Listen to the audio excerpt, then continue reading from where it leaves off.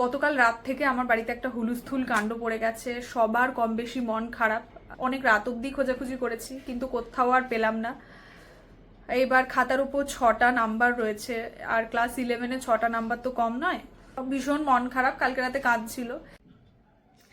এখন আর মুখ গোমরা করে থেকে কি হবে, হয়ে গেছে তো। তারপরে আমাকে ডাকলো, তো আমি ওনার ঘরে গেলাম, তো বললো যে এতক্ষণ ট্রেলার চলছিল, এইবার আসল সিনেমা শুরু হবে। ওই যে বলে না ফুড ব্লগার গুলো, লাল লাল নরম তুলতুলে আলু। এখন বিরিয়ানির লাস্ট মিনিট প্রিপারেশন চলছে। স্মেল পাচ্ছিস? আমি তো পাচ্ছি না, নাক আমার বন্ধ হয়ে গেছে। ভালো হয়েছে? দুটো। আমার মা ডায়েট করে, ঠিক আছে? আমার মা সকালে উঠে এক্সারসাইজ করে, আমার মা ডায়েট করে। এই ও আমাদের রান্না করে খাইয়েছিল। কি রান্না করেছিল ওটাই তো মনে করতে পারছি না। কি অবস্থা! এখন বাজে দুপুর 1:30, আর এখন থেকেই আমি ভ্লগটা শুরু করছি। সকাল থেকেই ভ্লগটা শুরু করার কথা ছিল, বাট আমি শুরু করতে পারিনি। গতকাল রাত থেকে আমার বাড়িতে একটা হুলুস্থুল কাণ্ড পড়ে গেছে। সবার কম বেশি মন খারাপ। আজকে ছোট বোনের কেমিস্ট্রি প্র্যাকটিক্যাল পরীক্ষা। ওর যে ল্যাবরেটরি নোটবুকটা ছিল, ওটা জানুয়ারি মাসের দিকে পুরো রেডি করে ও ম্যামকে দিয়ে সিগনেচার করিয়ে নিয়েছিল, মানে সমস্ত কিছু রেডি ছিল। তো আজকে সাধারণত প্র্যাকটিক্যাল যেদিন পরীক্ষা হয় সেই দিন ম্যামকে গিয়ে ওই খাতাটা জমা করতে হয়। তো ও এতদিন জানতো যে ওর কাছে খাতাটা রেডি আছে, যেদিন ম্যাম চাইবে সেদিনও জমা করে দেবে। বাট আজকে পরীক্ষার জন্য কালকে যখন খাতাটা আলমারি থেকে বের করার চেষ্টা করছে, মানে ওর বইয়ের ওয়ার্ড্রোব থেকে, দেখছে খাতাটা নেই। আমরা সবাই মিলে খোঁজাখুঁজি করলাম, বইয়ের টেবিল থেকে শুরু করে ওয়ার্ড্রোব থেকে শুরু করে এই ঘরে ওই ঘরে সব ঘরে খোঁজাখুঁজি করলাম। অনেক রাত অবধি খোঁজাখুঁজি করেছি, কিন্তু কোথাও আর পেলাম না। এইবার খাতার উপর 6টা নাম্বার রয়েছে, আর ক্লাস 11-এ 6টা নাম্বার তো কম নয়। এইবার সকালবেলা অনেক সকালে উঠে ও খাতা কিনে নিয়ে এসেছে, কারণ বাড়িতে এক্সট্রা খাতা ছিল না। প্র্যাকটিক্যাল নোটবুক কিনে নিয়ে এসেছে। তারপর ওর একটা বন্ধুকে বলল যে একটু ছবি পাঠা, সেই দেখে খানিকটা লিখেওছে, কারণ সবটা লেখা সম্ভব না। একটা মোটা খাতা, সেখানে প্রচুর লেখা রয়েছে, তো জাস্ট কয়েক ঘন্টার মধ্যে সেই লেখাগুলো কমপ্লিট করাটা পসিবল নয়। তো মোটামুটি একটু আধটু করে নিয়ে গেছে। এবার ম্যাম যদি একটু কোঅপারেট করেন, ওর কথাটা বোঝে সেটা, তাহলে হয়তো একটু কিছু মার্কস দিতে পারেন। ম্যামকেও, মানে এখানে কারোর কোনো দোষও নেই। আমি যদি ম্যাম হতাম, তাহলে আমিও যখন দেখতাম যে পরীক্ষার দিন খাতাটা নেই, আমিও হয়তো স্বাভাবিকভাবেই বকাবকি করতাম। এইবার বিষয়টা এটা হয়েছে যে ও জানুয়ারি মাসের দিকে কোনো একটা বন্ধুকে খাতাটা দিয়েছিল, মানে সে হয়তো লিখবে বলেছিল বা কিছু একটা। এইবার সে খাতাটা সে বলছে ফেরত দিয়ে দিয়েছে, কিন্তু ওর মনেই নেই যে খাতাটা ওর কাছে ফেরত দেওয়া হয়েছে। আর ফেরত দিলেই বা ও সেই খাতাটা কোথায় রেখেছে এটা আরও কিছুতেই মনে করতে পারছে না। জানুয়ারি মাস মানে 2-3 মাস হয়ে গেছে অলরেডি, এটা মার্চ। তো স্বাভাবিকভাবে এতদিনের পুরনো কথা মনে থাকাটা, মানে মনে না থাকাটাই স্বাভাবিক। তো এইবার সে নিশ্চয়ই খাতাটা ফেরত দিয়ে দিয়েছে, কিন্তু ও আর কিছুতেই মনে করতে পারছে না যে সেই খাতা কোথায় রেখেছে। এই হলো বিষয়। তো কালকে রাতে আমি ভাবছিলাম যে না ঠিক আছে, খোঁজাখুঁজি করলে হয়তো পাওয়া যাবে। বাট আজকে সকালবেলা সত্যি মনটা খারাপ হয়ে গেছে যে খাতাটা এত খোঁজাখুঁজির পরও পাওয়া গেল না। ও সকালবেলা কিছু খেয়েও যায়নি, ভীষণ মন খারাপ, কালকে রাতে কাঁদছিল। এবার ও না একটু অগোছালো আছে, মানে ও একটু জিনিসপত্র এদিক ওদিক হারিয়ে ফেলে, মানে পেন টেন খাতাপত্র। এবার কিছু কিছু জিনিস দেখবে হারিয়ে ফেললে অত চাপ হয় না, রিপ্লেস করে নেওয়া যায়, কিন্তু এই সমস্ত সিগনেচার করা খাতা এগুলো তো আর রিপ্লেস করা যায় না। তো ভীষণ মন খারাপ। এইবার মাও একটু বকাবকি করেছে। তো এই হলো বাড়ির এখন সিচুয়েশন। ও সকালবেলা না খেয়ে স্কুলে চলে গেছে, ও ফিরবে হয়তো 3-4টের সময়। আমরা এখন যাই কাজ করছি না কেন, মাথায় সর্বক্ষণ এটা ঘুরছে যে ম্যাম কি বলছে ওকে। মানে যাই সারাদিনে যাই কাজ করছি, সমানে মাথায় ঘুরছে যে স্কুলে কি হচ্ছে, স্কুলে কি হচ্ছে, ম্যাম কি ওকে খুব বকাবকি করছেন, ও কান্নাকাটি করছে। এইবার ওই নিয়েই আর কি ভেবে ভেবে ব্লগটা শুরু করা হয়নি। এখন আমি হেয়ার অয়েলিং করেছি, স্নান করতে যাব, স্নান টান করে পুজো দেব। ও বাড়ি ফিরুক, তারপর জানতে পারবো আদৌ কি হলো না হলো। আর গতকাল আজকে দুপুরে এঁচোড় বিরিয়ানি করবো বলে সমস্ত বাজার টাজার করে নিয়ে এসেছিলাম, আর এরকম সিচুয়েশানে আর ওসব কিছু করতে ইচ্ছা করছে না। বাট এঁচোড়টা নষ্ট হয়ে যাবে, বেশি দিন রাখলে ভালো থাকবে না। গতবারেও এনেছিলাম, সময়ের অভাবে করতে পারিনি বলে কেমন একটা খেতে হয়ে গেছিলো। তো আজকে বিরিয়ানিটা বানাবো, ও ফিরুক আগে, দেখি কীরকম কী সিচুয়েশান, তোমাদের সঙ্গে সবটা শেয়ার করব। আমি স্নান টান করে ফ্রেশ হয়ে চলে এসেছি, এখন পুজো দেব পিঙ্কি আর আমি দুজনে মিলে। আর ছোট বোন এই মাত্র পরীক্ষা দিয়ে ফিরলো। আমার মুখের হাসি দেখেই বুঝতে পারছো যে সবটা ভালো ভালো মিটে গেছে। ও ফ্রেশ হতে গেছে, ও ফ্রেশ হয়ে আসুক, তোমাদের সঙ্গে সবটা শেয়ার করব। ওর মুখ থেকেই আর কি ও শেয়ার করবে আজকে কি কি কাণ্ড ঘটেছে স্কুলে। গতকাল তরমুজ কিনে নিয়ে এসেছিলাম, আজকে তরমুজটা কেটে গোপালকে আগে ভোগ দিলাম।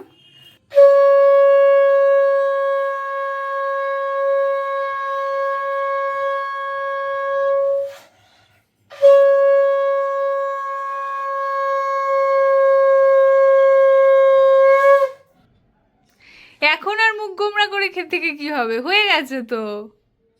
এইবার বল পুরো ঘটনাটা। ঠিক আছে, হয়ে গেছে, ঠাকুর বাঁচিয়ে নিয়েছে। এবার বল ম্যাম কি বললেন। প্রথমে বকা দিলেন অনেকটা, বললো আমি 0 বসিয়ে দেবো। তারপর তো তারপরে তো আমি টাইট্রেশন করছিলাম প্র্যাকটিক্যালের। তো তারপরে আমাকে বারবার জিজ্ঞেস করছিল যে তুমি জমা দিয়েছিলে, মানে তুমি আমাকে দেখিয়েছিলে? তো আমি বললাম হ্যাঁ। তারপরে বললো যে তুমি আমার ক্লাস করেছিলে? আমি বললাম হ্যাঁ। তারপরে বললো তুমি ফার্স্ট সেমিস্টারে কত পেয়েছিলে, সেকেন্ড সেমিস্টারে পরীক্ষা কেমন হয়েছে, তো সব আমি বললাম। তারপরে আমাকে অবজার্ভ করছিল বারবার। তো তারপরে আমাকে ডাকলো, তো আমি ওনার ঘরে গেলাম। তো বললো যে তোমার কটা দেখানো হয়েছিল প্র্যাকটিক্যাল? তো আমি ওনাকে বললাম যে আমার সব কটাই প্র্যাকটিক্যাল দেখানো হয়ে গেছিল। তো উনি আমার দিকে তাকিয়ে বললো ঠিক তো?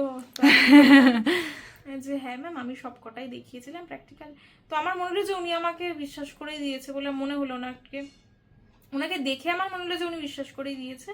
তো তারপরে উনি আমার খাতায় স্ট্যাম্প দিল, আবার সব কটা চেক করে দিয়েছে। এই হলো বিষয়।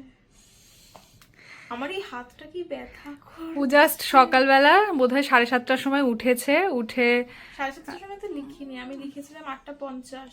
মানে 1-1.5 ঘন্টার মধ্যে সবটা কমপ্লিট করেছে। যদিও আমি ওকে বললাম যে আমি লিখে দেবো কিনা, কিন্তু আমিও লিখতে পারছিলাম না, কারণ হাতের লেখার ডিফারেন্স হয়ে যাবে। তুই বা ছদ্রি যে লিখতো তাকেই পুরোটা লিখতে হতো, কারণ হাতের লেখা ওরকম আলাদা আলাদা হয়ে গেলে হবে না।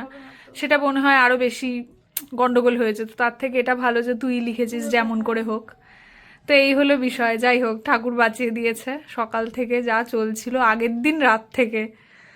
যাই হোক, আমি সকালবেলা উঠে পুরো এই তোদের বইয়ের আলমারিটা খুঁজে বের করেছি।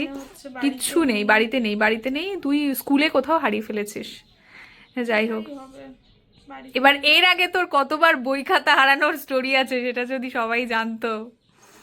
ক্লাস 11-এর ফার্স্ট সেমিস্টার আর সেকেন্ড সেমিস্টার মিলিয়ে যে ওই স্পেকট্রামটা ছিল সেটা হারিয়ে ফেলেছো। এখনো পড়ছে হচ্ছে গিয়ে ফোন দেখে, মানে ফোনে কারোর থেকে ছবি তুলে নিয়ে এসেছে। আমার তো ফার্স্ট সেমিস্টারটা ছিল, সেকেন্ড সেমিস্টারের কিছুটা ছিল, তারপরে সেকেন্ড সেমিস্টারটা তো ছিল না। এই হচ্ছে ওর কাণ্ড, জিনিসপত্র হারিয়ে ফেলে। যে 3টে গল্প ছিল ফোন দেখে পড়েছি। এই তো সেদিনের ঘটনা বোধহয় ওটা। সন্ধ্যাবেলা আমরা সবাই বসেছিলাম, ওরা দুজনে পড়ছিল। পেন হারিয়ে দিয়েছে। নিজেই যে পেনটা সকালবেলা কিনেছে সেই পেনটাই সন্ধ্যাবেলা নেই। বলছে আমার পেন হারিয়ে গেছে, মন খারাপ হচ্ছে, অত সুন্দর একটা পেন কিনলাম, পছন্দ হলো, পেনটা আর নেই। মানে ও জিনিসপত্র খুব হারিয়ে ফেলে। ও হারিয়ে ফেলে না, ওর থেকে জিনিসপত্র হারিয়ে যায়, এটাই আমরা এখন অব্দি উদ্ধার করতে পারিনি। স্কুলে নিয়ে গেছিলাম, প্র্যাকটিক্যাল লিখলাম, তারপরে ঢুকিয়েছিলাম সবকিছু, ক্যালকুলেটরটা হচ্ছে ঢুকিয়েছিলাম। এটা আমার আমি ওকে বারবার বলি যে জিনিসপত্রগুলো গুছিয়ে রাখ, জিনিসপত্রগুলো গুছিয়ে রাখ। আসলে কি বলতো, মানে ছোটখাটো খাতা পেন এগুলো হারালে সহজে এগুলো রিপ্লেস করা যায়, কিন্তু গুরুত্বপূর্ণ জিনিস হারালে সেগুলো তো চট করে রিপ্লেস করা যায় না। সেগুলো নিয়ে একটা মানে কি বলবো, তখন গিয়ে একটা চিন্তা হয়ে যায়। চল এখন লাঞ্চ করি সবাই মিলে। আমরা সকালবেলা জাস্ট কোন রকমে একটু ব্রেকফাস্ট করেছি। চিন্তা করছি। হ্যাঁ, মানে আমি যাই কাজ করছি, আমি বারবার পিঙ্কিকে বলছি, ওকে জিজ্ঞেস কর, বারবার বলছি যে স্কুলে কি হচ্ছে। এটা কি মেঘ ডাকছে? যাই কাজ করছি মানে তাতেই মাথায় ঘুরছে যে ম্যাম কি বলছেন, বকা দিচ্ছেন ওকে। বারবার করে এটাই মাথায় ঘুরছে। কি ভাবছিস? হ্যাঁ, ওর ঘুরছিল না। ও আবার সেটা নিজে মুখে স্বীকার করছে। পিঙ্কি বলছে আমার মাথায় ঘুরছিল না।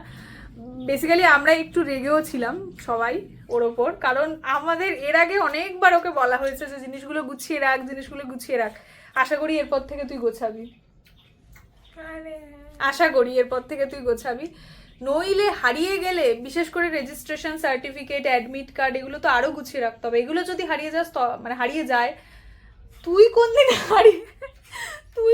হারিয়ে যাবি? চিন্তা করছিল আগের দিন। হ্যাঁ, আমার মা তো রাতের বেলা মানে বারবার করে অনেক রাত অবধি মা এদিক ওদিক এসে বারবার জিজ্ঞেস করছে এখানে আছে কিনা দেখ, ওখানে আছে কিনা দেখ। সকাল থেকেই সবার একটা চিন্তা না, যে একটা জলজ্যান্ত খাতা যেটা পুরোপুরি সিগনেচার করেও রেডি করা ছিল, সেই খাতা হারিয়ে গেল। তো যাই হোক, সকাল থেকে ও তো লাঞ্চ করে মানে সকালে ব্রেকফাস্ট করেই যায়নি, মা ওর জন্য ভাত বানিয়েছিল, ও খাইনি। আর সেই সময় আমরা মানে জোরও করিনি, ও যেহেতু অতটাও মন খারাপ ছিল। যাই হোক, তো শুনছিল না, ও খেতেও চাইলো না। তো চলো এখন ছটপট করে সবাই লাঞ্চ করি। এখন বাজে 3:15। চল লাঞ্চ করার পর এঁচোড় বিরিয়ানি। হ্যাঁ, লাঞ্চ করার পর এঁচোড় বিরিয়ানি বানাবো। যাই হোক, মনটা এখন ভালো আছে। দুঃখ নিয়ে এঁচোড় বিরিয়ানিটা বানাতে হবে না আর কি, মন ভালো হয়ে গেছে। ও দুপুরে থাকবে, তো একটু টুকটাক আমাকে একটু হেল্প করিস। আর এরপর যদি খাতাটা খুঁজে পাই, এরপরে যদি খাতাটা খুঁজে পাস তাহলে ওটা মানে লেটেস্ট একটা ইনসিডেন্ট হয়ে যাবে। তরমুজ খেতে খেতে আমি রান্নাঘরে ঢুকেছি। এঁচোড় বিরিয়ানি বানাবো। বেশ কিছু আয়োজন মা অলরেডি আমার জন্য করে দিয়ে গেছে, যাতে আমার একটু সুবিধা হয়। এখন সবাই ঘুমোচ্ছে, এখন 4টে 4:30 মতো বাজে। এখানে মা আলু ছাড়িয়ে রেখে দিয়ে গেছে। আর এখানে এঁচোড়টা তো বোন গতকাল নিয়ে এসেছিল, বাজার থেকে কেটেই এনেছিল, তো এটা মা জলে ভিজিয়ে দিয়েছে। এখন আমি এঁচোড় আর আলু একসাথে প্রেসার কুকারে একদিকে সিটি বসাবো, আর তার সাথে এদিকে কালকে 1 কেজি মতো বাসমতি রাইস নিয়ে এসেছিলাম, তো ওটাই পরিমাপ করে বসাবো। বাবা খাবে না, বাবা এঁচোড় বিরিয়ানি খুব একটা পছন্দ করে না, বাবা নর্মাল ভাত খাবে। আর আমরা 4 জনেই খাবো, তো 4 জনের পরিমাণ করে বসাবো। প্রত্যেকটা ভিডিওতে আমার এই গালের পাশের টপলাটা আমার একদম ভালো লাগছে না, আমি কি বলবো তোমাদেরকে, but I can't help it. মানে এটা এরকমই রয়েছে, কিছুতেই কমছে না। আমি জানি না কবে আদৌ কমবে। আমি তো অ্যাটলিস্ট এখন এটুকু ওয়েট করছি যে অ্যাটলিস্ট আমার জন্মদিনের আগে যাতে এটা কমে যায়। নাহলে প্রত্যেকটা আমি যে সুন্দর সুন্দর ছবি তুলবো, প্ল্যান করে রেখেছি সুন্দর করে সাজবো, প্রত্যেকটা ছবিতেই টপলাটা থাকবে। মানে আমার ভালো লাগছে না, বাট কিছু কিছু সময় হয় না, মানে আমাদের হাতে কিছু থাকে না, ভালো লাগুক চাই না লাগুক। এমনি দিনে আমাদের বাড়িতে এই গ্লাসে 3 গ্লাস চাল বসানো হয় 5 জনের জন্য। আমরা সবাই ভাত খুব কমই খাই। আর আজকে যেহেতু বিরিয়ানি হবে, আর বিরিয়ানি হলে দেখবে সবাই মানে যতটুকু খায় তার থেকে পরিমাণে একটু বেশি খায়, তাই আজকে 5 গ্লাস বসাচ্ছি।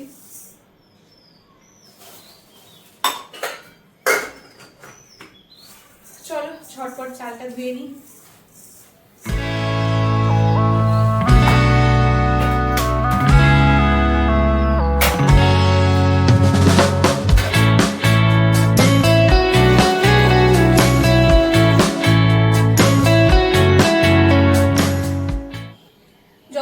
চালটা ধুচ্ছিলাম সেই সময়টাতে আমি জল গরম বসিয়ে দিয়েছি, আর জলটা অলরেডি গরম হয়েও গেছে। জলের মধ্যে এখন আমি গোটা গরম মশলা দেব, মানে এলাচ, লবঙ্গ, আর তার সাথে দারচিনি আর তেজপাতা, এগুলো জলের মধ্যে দিয়ে বেশ কিছুক্ষণ ফোটাবো, তারপর আমি চালটা দেব। একটু পরে আমাকে চুলটা বেঁধে আসতে হবে, এত গরম লাগছে না, ঘেমে গেছি। আসলে শ্যাম্পু করলে দেখবে আমরা প্রত্যেকেই, মানে বিশেষ করে আমরা মেয়েরা, ছেলেদের এগুলো হয় না, মেয়েরা দেখবে শ্যাম্পু করলে চুলটা বেশ সিল্কি সিল্কি থাকে, তখন মনে হয় চুলটা একটু খোলা রাখি। তো আমার আজকে ওই দুর্দশা। আজকে আমি যেহেতু শ্যাম্পু করেছি তাই আমার মনে হচ্ছে চুলটা একটু খোলা রাখলেই ভালো লাগছে, বাট এখন যা গরম লাগছে এক্ষুনি চুলটা বেঁধে আসবো। এই রান্নার টিপসটা আমি একজনের থেকে শিখেছি। যারা জানো তো তারা জানো, যারা জানো না তাদের জন্য বলি। মানে আমরা যখন ফ্রাইড রাইস বা বিরিয়ানি করি, অনেক সময় দেখবে নুনটা আমরা বুঝতে পারি না। তো এই জল গরম যখন হচ্ছে এই সময় মানে ভাতের মধ্যে যত ইচ্ছা নুন দিতে পারো, কোনো অসুবিধা নেই, একটু বেশি করেই দিতে পারো, কারণ ভাত নাকি পরিমাণ মতোই নুন অ্যাবজর্ব করে, বেশি নুন অ্যাবজর্ব করে না। এটা আমি জেনেছি তাই তোমাদেরকে জানালাম। এটা একটা ভালো টিপস আর কি। আমার তো মনে হয়েছিল যখন আমি মানে জানতে পেরেছিলাম এই টিপসটা, এটাতে অনেক সুবিধে হয়। কারণ আমরা যারা, বিশেষ করে আমি নুনের পরিমাণ একদম বুঝতে পারি না, আমরা যারা নুনের পরিমাণ বুঝতে পারি না তাদের জন্য এটা দারুণ টিপস। যেহেতু এই প্রেসার কুকারটা ছোট, তাই শুধু আলুগুলোই ধরলো, এই এঁচড়গুলো ধরেনি। আর এখন বড় প্রেসার কুকার বের করার মতো এনার্জি আমার নেই, তাই আমি একটা প্রেসার কুকারেই 2বার করে বসাবো। মানে প্রথমে আলুটা সেদ্ধ করে নেব, তারপর এঁচড়টা করব। আর ভাতটা আমাকে খেয়াল রাখতে হবে, কারণ বাসমতি রাইস খুব তাড়াতাড়ি হয়ে যায়, আর 80% কুক করেই নামিয়ে ফেলতে হবে, নইলে গলে যাবে। আর এই যে আমি খোপা করে চলে এসেছি, অলরেডি আমি এত ঘেমে গেছি, প্রচণ্ড গরম, তো চুলটা একদম বেঁধে নিয়েছি। এইবার শান্তি করে রান্নাটা করতে পারবো। ভাত মোটামুটি 80% মতো কুক হয়ে গেছে। আমি এখন নামিয়ে এটাকে ফ্যান ঝেড়ে তারপর এটাকে ফ্যানের হাওয়াতে দেব। যাতে ভাতগুলো গায়ে গায়ে লেগে না যায়। আমি ভাবলাম যে বড় প্রেশার কুকার নামাবো না, বাট সেই আমাকে বড় প্রেশার কুকার নামাতেই হলো, কারণ ছোটোটাতে এঁচোড় পুরোটা ধরছে না, একদম চাপাচাপি অবস্থা। তাই বড়টা নামিয়ে এটার মধ্যে আলু আর এঁচোড় দিয়ে দিলাম, কারণ আগেরটাতে আলু 2টো সিটি দিলাম বাট সেদ্ধ হয়নি, তো আর একবার বসালাম, কারণ আলুটা যদি প্রপারলি কুকড না হয় ভালো লাগবে না। এখন আমি এখানে পেঁয়াজ, আদা, রসুন এগুলোকে কেটে নেব, আর তার সাথে দইটাকে ভালো মতো করে ফেটিয়ে নেব। আর এইখানে ভাতটাকে আমি ফ্যান ঝেড়ে তারপর একটু ফ্যানের হাওয়াতে রেখেছি, যাতে এক্সট্রা যে জল জল ভাবটা রয়েছে ওটা শুকনো হয়ে যায়, ভাতটা ঝরঝরে হয়ে যায়। এখানে একটা মাঝারি সাইজের পেঁয়াজ আছে, আর অল্প কিছুটা আদা রয়েছে, আর তার সাথে একটা গোটা রসুনকে টুকরো টুকরো করে নিয়েছি। এই হচ্ছে কোয়ান্টিটি। এখন আমি এটাকে পেস্ট করব। গরমের মধ্যে আমি ভুলভাল বকছি। এখন আমি গোটা জিরে আর গোটা ধনে এগুলোকে পাউডার বানিয়ে নিচ্ছি। প্যাকেট যে জিরে গুঁড়ো ধনে গুঁড়ো পাওয়া যায় ওটা তো ঠিক আছে, বাট এই গোটা জিরে আর গোটা ধনেকে গুঁড়ো করলে ওটা সেন্টটা খুব ভালো আসে, মানে স্মেলটা আর কি, স্মেলটা খুব ভালো হয়। এইবারে আলু আর এঁচোড় দুটোই প্রপারলি কুকড হয়েছে। এইবার আমি আলু এঁচোড় এগুলো একসাথে কষাবো, মানে বিরিয়ানির মেইন প্রিপারেশনটা শুরু করবো। এতক্ষণ আয়োজন করতে করতে অর্ধেক সময় চলে গেল, এতক্ষণ ট্রেলার চলছিল, এইবার আসল সিনেমা শুরু হবে। আমি বড় কড়াই নিয়ে চলে এসেছি। প্রথমে আলু আর এঁচোড়টাকে ভাজবো। কি হচ্ছে এটা?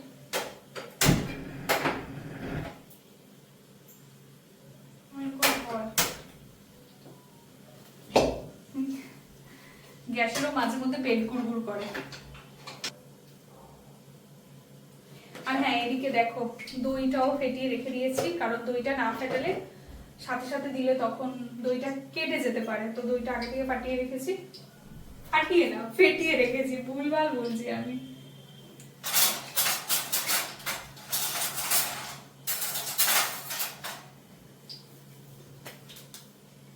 এবার আমাকে চিনি চালাতেই হবে, কারণ চিনি ছাড়া এই তেলের মধ্যে থাকা যাবে না।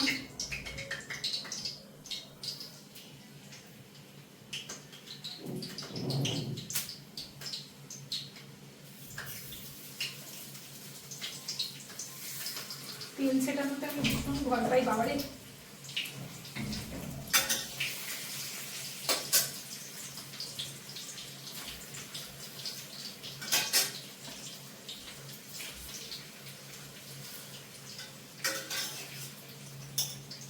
এখনই হলুদ গুঁড়ো আর লঙ্কার গুঁড়োটা দিয়ে দিই, তাহলে আলুটার রংটা খুব ভালো আসবে। ওই যে বলে না ফুড ব্লগার গুলো, লাল লাল নরম তুলতুলে আলু, ওরকম হবে। তোমাদেরকে একটু রান্নার আপডেটটা দিয়ে দিই। তারাও চিমনিটা বন্ধ করি, নাহলে আমি যা বলবো কিচ্ছু শুনতে পাবে না। এখানে এঁচোড়টা ভাজা করছি, আলুগুলো লাল লাল করে অলরেডি ভাজা হয়ে গেছে। পিঙ্কি আসতে দেরি আছে, ওকে বললাম যে আসার সময় একটা দইয়ের প্যাকেট নিয়ে আসিস, তাহলে একটু রায়তা বানাবো, কারণ শুধু শুধু বিরিয়ানি আমার ভালো লাগে না, একটু সাইডে কিছু হলে ভালো লাগে, রায়তা বা অন্য কিছু তো এখন বানাতে পারছি না, তো রায়তা দিয়েই খাবো। আর এদিকে বোন এখানে পুজো দিচ্ছে। এখন মনে হয় 6:30 7টা বেজে গেছে না? আমি রান্না করতে করতে বুঝতেই পারছি না, 7টা বেজে গেছে। এলাচ, লবঙ্গ আর দারচিনি দিয়ে দিয়েছি। এইবার পেঁয়াজ, আদা, রসুন আর কাঁচা লঙ্কার পেস্টটা দিয়ে দিচ্ছি। আগে একটু নাড়িয়ে নিই। বাহ, আজকে কি হয়েছে, সব পড়ে যাচ্ছে, যা যেখানে রাখছি সব পড়ে যাচ্ছে।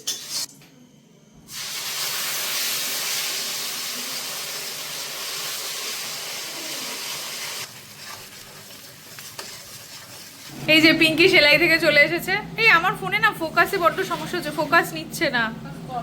যাই হোক, আমার মা কালকে বলেছিল যে বিরিয়ানির মশলা নিয়েছে বাট নেয়নি, তো বোন এখন আবার যাচ্ছে বিরিয়ানির মশলা আনতে। মা আর একটু আগে বললে আমি তোকে ফোন করে বলে দিতাম। চালও নেয়নি, কিছু নেয়নি। আরে আমরা তো গল্প করছিলাম দোকানে বসে। এই যে মশলাটা থেকে মোটামুটি তেল ছেড়ে এসেছে। এখন আমি একটা বাটিতে অল্প একটু লঙ্কার গুঁড়ো, হলুদ গুঁড়ো আর জিরে আর ধনে গুঁড়ো যেটা বানালাম, এটাকে একটু জল দিয়ে গুলিয়ে নেব। আর যখন এরকম তেলটা ছেড়ে আসছে ঠিক সেই সময় এটাকে দেব। এরপর আমি ওই মশলাটা থেকে তেল ছেড়ে এলে দই দিয়ে দিয়েছি, যেটা মানে ক্যামেরা অন করতে ভুলে গেছি। দইয়ের মধ্যে একটু চিনি দিয়েছি, দিয়ে এটার মধ্যে দিয়ে দিয়েছি। এখন এটা থেকে তেল ছেড়ে এলে তারপর বিরিয়ানি মশলা দেবো, তারপর এঁচড় দেবো, আলু দেবো। বল কি বলছিস? ও আমি বলছিলাম যে আমি আজকে একদিনের মধ্যে গ্রাফ শেষ করেছি হ্যাঁ, আর ব্রাকাটের ট্রাই করেছি। ওই ব্লাউজটা হয়ে গেছে? Yes, বাহ, ব্রাকাট ব্লাউজ। ওরকম একটা ব্লাউজ আমাকে বানিয়ে দিবি, জন্মদিনে পরবো আমি। আমি ব্রাকাট ব্লাউজ ছিলাম, যেটা আমার নরমাল। আমাকে বানিয়ে দিবি না কিছু? ব্রাকাট ও আমার মা এখন বলছে মাকে বানিয়ে দিবি না? তুই কাপড় দিয়ে আমাকে বানিয়ে দেবে। আমার মা এখন এখানে আবার বেগুনি ভাজছে, আমার মায়ের খিদে পেয়ে গেছে। এই যে দেখতে পাচ্ছ, দই দেওয়ার পর অনেকটা সময় ধরে কষিয়েছি, তারপর এরকম তেলটা ছেড়ে গেছে। এখন আমি বিরিয়ানির মশলাটা দিচ্ছি। বিরিয়ানির মশলাটা দিয়ে দিয়েছি, এরপর আমি এঁচড় দেবো আর আলু দেবো। এই যে এঁচড়টা দিয়ে দিলাম, আলু। এবার এটাকে অনেকটা সময় ধরে কষাতে হবে, যাতে এঁচড় আর আলুর মধ্যে মশলাটা খুব ভালো মতো করে ঢোকে। এ পাশে আমি একটু গরম জল বসিয়েছি, এখন আমি এটার মধ্যে একটু গরম জল দেব।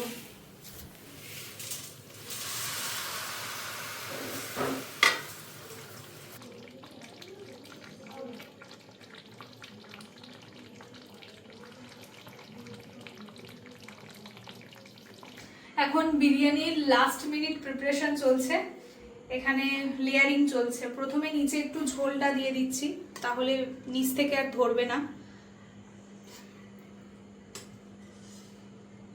আর এঁচোড়টা এত সুন্দর রান্না হয়েছে, যখন এমনি নর্মাল মানে এঁচোড় রান্না করি এত ভালো হয় না, তাই না? এই গ্রেভিটা আসেই না, এটা যখন বিরিয়ানি বানাবো তখনই হবে। যদিও এই এঁচোড় বিরিয়ানি ফার্স্ট টাইম হচ্ছে, এর আগে কখনো এঁচোড় বিরিয়ানি খাওয়া হয়নি। তোরা খেয়েছিস? না, আমি তো খাইনি। তুই না খেলে আমি কি করবো? হ্যাঁ হ্যাঁ, সেটাও ঠিক কথা। বাড়িতে এর আগে কখনো এঁচোড় বিরিয়ানি হয়নি। এই যে ভাতটা দিয়ে দিচ্ছে। মা বললো নাকি চালটাই এরকম, চালটা আগের বারেও মা এরকম করেছে, চালটাও নাকি মাখা মাখা টাইপের হয়ে ভালো যায়। হয়েছে তো? হ্যাঁ, আমার একবার ওরকম সেম হয়েছে চালটা। মানে চালটা খুব একটা ভালো না, মানে এই চালটাই এরকম নাকি, কি জানি। পরের বার থেকে আর এই চালটা নিয়ে আসবো না। এইবার বিরিয়ানি বিরিয়ানি লাগছে, তাই না? এইবার বিরিয়ানি লাগছে। আবার ঢাকা দিয়ে দাও। একবার ক্লোজে দেখা, একবার ক্লোজে দেখা সবাইকে। এইবার একদম বিরিয়ানি বিরিয়ানি লাগছে। ভাগ্যিস বেরেস্তাটা বানিয়েছিলাম, দেখতে খুব সুন্দর লাগছে। আচ্ছা, এটার মধ্যে রোজ ওয়াটারও দিয়ে দিয়েছি। না, রোজ ওয়াটারটা দিইনি, কারণ ওটা ডেট এক্সপায়ার করে গেছে, তাই কি জানো, কেওড়া জলটা দিয়েছি, রোজ ওয়াটারটা দিইনি। আর বেরেস্তা দিয়েছি, ঠিক আছে। তোমরা চাইলে দুধের মধ্যে জাফরান দিয়েও দিতে পারো, আমাদের বাড়িতে ওগুলো অ্যাভেলেবেল এই মুহূর্তে নেই, তাই দিলাম না। দুধ অ্যাভেলেবেল আছে কিন্তু জাফরান নেই তো। আর দুধ এখন ফোটাতে হবে, তারপর অনেক সময় হলুদ গুঁড়ো দিয়েও দেয় কালারটা আসার জন্য, বাট এই মুহূর্তে আমার আর ইচ্ছে করছে না, আমি এটাই এখন দম দিয়ে দেবো। এই যেখানে আটা মাখিয়ে রেখেছি, এটা আবার বন্ধ করে দেবেন। মা দেখো বর্দি কিরম আটা মেখেছে। আমি এত খারাপ আটা মেখেছি, একদম সেই ডল ডল করছে, জল বেশি দিয়ে ফেলেছি। যাই হোক, এখন আমাদের বিরিয়ানি দম দেওয়ার জন্য বসিয়ে দেওয়া হয়েছে। কতক্ষণ রাখবো? 10 থেকে 15 মিনিট। 10 থেকে 15 মিনিট রাখলেই হবে। নিচে তাওয়া দিয়ে দিয়েছি, কারণ নইলে কি বলে পুড়ে যাবে। তো এরপর আমি স্নান করে আসবো, স্নান করে এসে ফ্রেশ হয়ে খাবো গরম গরম বিরিয়ানি আর রায়তা খাবো। স্নান টান করে ফ্রেশ হয়ে গেছি, প্রায় 3 থেকে 3.5 ঘন্টা আমি রান্নাঘরে ছিলাম, পুরো মুখ থেকে যেন তেল চিপচিপ করছিল। যাই হোক, এখন পিঙ্কি বিরিয়ানিটা দম দিয়ে দিয়েছে, এখন এটা খোলা হচ্ছে। আমি যা আটা মেখেছি ভগবান। হাত দিলে গরম না, এখন হাত দিতে পারবো না। স্মেল পাচ্ছিস? আমি তো পাচ্ছি না, নাক আমার বন্ধ হয়ে গেছে। বাবা, এরম করে কে স্মেল দেয়? তুই সত্যি পাবো তুই, তাই? হ্যাঁ হ্যাঁ হ্যাঁ, এইবার পাচ্ছি। তোকে নাচতে বলেনি, গামলাটাকে নাচাতে বলেছে, ও নিজে নাচছে। হ্যাঁ, বাবা, আমাদের রায়তাও রেডি হয়ে গেছে। এটার মধ্যে পেঁয়াজ আর টমেটো দেওয়া আছে, শসা আজকে নেই বাড়িতে। আর যেহেতু পিঙ্কি কাঁচা পেঁয়াজ খায় না, ও যেহেতু ওষুধ খায় হোমিওপ্যাথি, ওই জন্য এটার মধ্যে শুধু টমেটো দেওয়া আছে। একবার মিষ্টিটা চেক করিস তো ঠিক আছে নাকি। তুই একবার ইমাজিন কর, সকালবেলা আমাদের মুড কেমন ছিল আর সন্ধ্যাবেলা আমাদের মুড কেমন। ফুড ব্লগার, আমাদের মিশো থেকে অর্ডার করা ফুড ব্লগার। বাজে কিন্তু তোরা। তুই বল বল। তাহলে আমি একটুখানি আমার ভালো লাগছে। কালকে এঁচড়টাকে কিনে আনলো বল। দুটো মাংসের পিস পড়েছে, ইভেন কিন্তু আলু পড়েনি। এ কি আলু দিবি না? ওই তো সাইডেই আলু রয়েছে, সাইডেই আলু রয়েছে।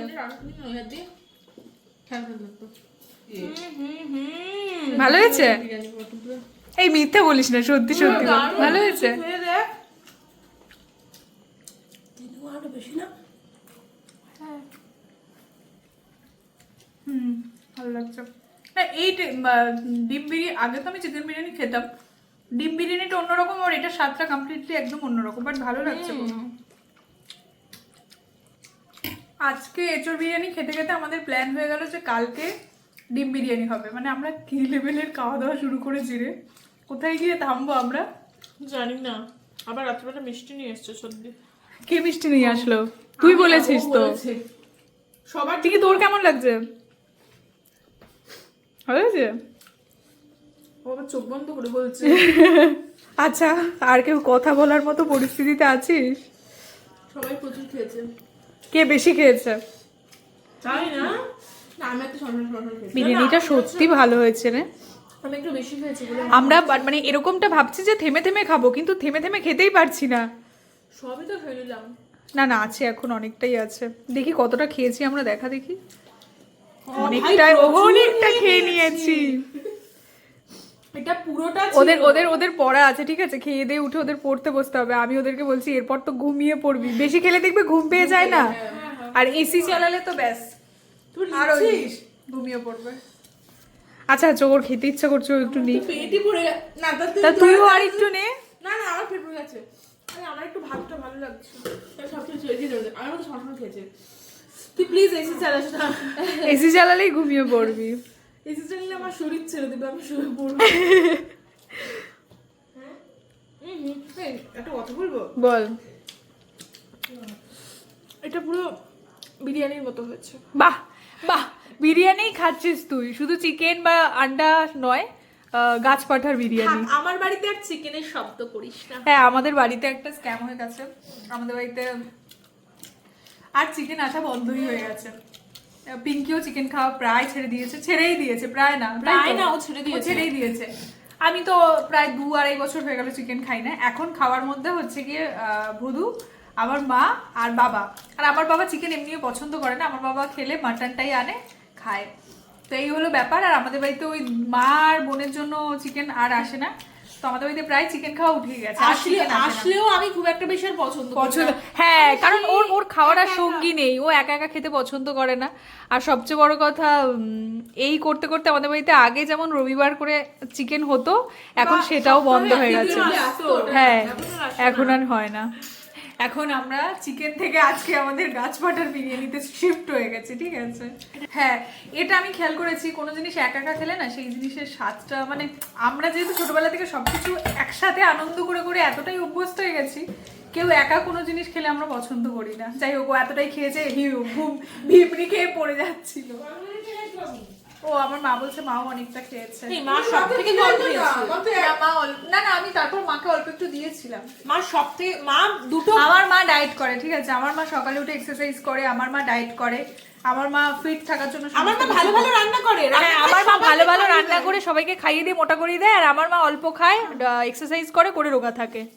আর তারপর আমার মা রাস্তায় বেরিয়ে বলে, দেখ দেখ দেখ, আমি মনে হয় ওই মানে কাউকে একটা দেখিয়ে বলে যে আমি মনে হয় বেশি মোটা। মানে আমার মায়ের সবসময় মনে হয় আমার মা বেশি মোটা। আমার মা দুবারে যে বিরিয়ানিটা নিয়েছে সেটা আমি একবারে নিয়েছি। তোর এটা বলতে একটু খারাপ লাগছে না? আমি দুবারে নিয়েও বোধহয় আমি একবারে কমপ্লিট করেছি। মা তারপরে আসিস তুই, তারপরে আমি, তারপরে আমার কুইন অফ দ্য ডে। এতক্ষণ ধরে কোনো একটা জিনিস বানানোর পর যখন সবাই সেটা খুব এনজয় করে খায়, যে বানায় তার খুব ভালো লাগে, আর যে বানায় তার ওইখানেই শান্তি। আমার তো তাই মনে হয়। মানে যে বানায় তো সবাই যখন খায় তৃপ্তি করে, তখন ওটা দেখেই পেটটা ভরে যায়। আর যখন খাওয়ার পর সে কোনো হ্যাঁ, রিভিউ দেয় যে খুব ভালো হয়েছে, খুব ভালো হয়েছে, সেটাতেই ভালো লাগে। ওই ফিলিংস বোন কখনো পাবে না আজ পর্যন্ত। এই ও আমাদের রান্না করে খাইয়েছিল। কি রান্না করেছিল ওটাই তো মনে করতে পারছি না। কি অবস্থা! এই হ্যাঁ, না না না, ও একবার লুচি বানিয়ে খাইয়েছিল। না না, শোনো, ও ছোট বোন রান্নাঘরে যায়, ঠিক আছে? ও রান্নাঘরে যায়, কিন্তু মা যখন কোনো একটা কিছু রান্না করে তখন ও সেটাকে শুধু একটু খুন্তি নাড়িয়ে দিয়ে চলে আসে। আর আমার মা, আমরা এত রান্না করি তাতেও আমার মা খুশি হয় না, কিন্তু ও যদি একবার খুন্তি নাড়িয়ে চলে আসে আমার মা বলে ওয়াও খুব ভালো হয়েছে, তুই একবার কষিয়ে দিয়ে গেছিস, তোর হাতেই জাদু রয়েছে, রান্নাটা সুন্দর হয়ে গেছে। কিন্তু আমরা এত রান্না করি তাও আমার মা কিন্তু বলে না। এটাই হচ্ছে ছোটদের প্রতি ভালোবাসা, না আমার হাতের বায়াসনেস না, কিচ্ছু হাতের জাদু না রে, ফাঁকিবাজি হাতের জাদু। চল উঠি। চলো আজকের ব্লগটা এখানেই রাখছি। যদি কিছু ভালো লেগে থাকে তাহলে ভিডিওটা লাইক করে দিও। এখন বাজে 9:45। সকাল থেকে যা যা করলাম সবটাই দেখালাম। যদি কিছু ভালো লেগে থাকে তাহলে লাইক করে দিও, আমার চ্যানেলটাকে সাবস্ক্রাইব করে নিও। দেখা হচ্ছে তোমাদের সঙ্গে পরবর্তী কোনো একটা ব্লগে। ততক্ষণ সবাই খুব ভালো থেকো, সুস্থ থেকো, সবাইকে ভালো রেখো। চলো টাটা, লাভ ইউ অল।